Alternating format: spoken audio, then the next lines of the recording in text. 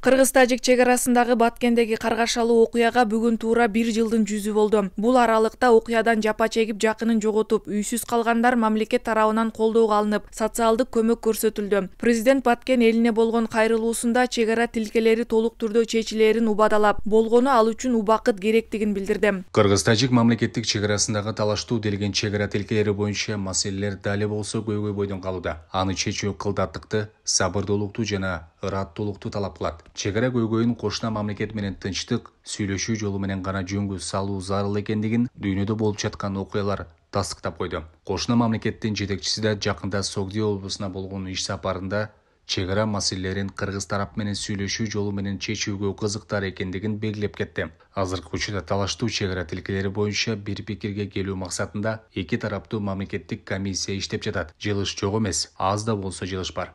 Мамлекет башчынын демилгеси менен Баткенге жалпысынан 149 турак үй курулуп, анын ачкычы 39 жарандын үй бүлөсүнө берилген. Мындан сырткары Медина шаарчасына социалдык кызмат тейлөөлөр заманбап ыкмада курулуп, ушул тапта иштеп жатат. Бирок үрөй учурган былтыркы чегарадагы салгылашуу жергиликтүү тургундардын эсинен кетпей жатат. Буга улам тажик тараптын ар кандай аракеттери себеп болуп жатканын Көкташ айылынын башчысы Разия Өсөрова айтып чыкты. Эми бул граница биздин кыргыз өкмөтү чече турган проблема эмес. Бул эки өлкөнүн ортосундагы проблема да. Шону үчүн Имамалы Рахманов эми оңойчулук менен жан бербейт го.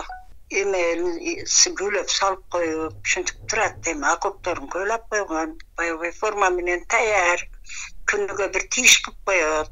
Бул кыргыз коркпойт, кайтпайт, качпайт го. Жашай беребиз.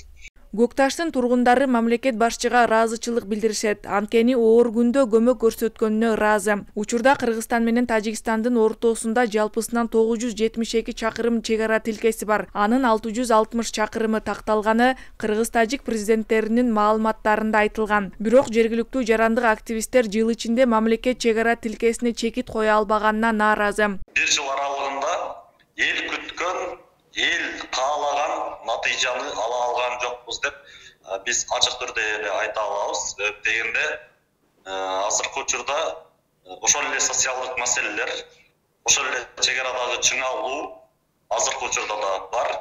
Ушул тапта жаңжал чыккан Көкташ айылындагы 970 кожолукта 4365 түтүн эл жашайт. Буларга мамлекет тарабынан көрүлгөн аракеттер ушул тапта көпчүлүктү канааттандырбай келет. Анткени баткендиктердин көйгөйү өрттөнгөн үйлөрдү калыбына келтирүү эмес, толук түрдө чегара маселесин чечип, улам жаралып жаткан чырга чекит коюу болчу.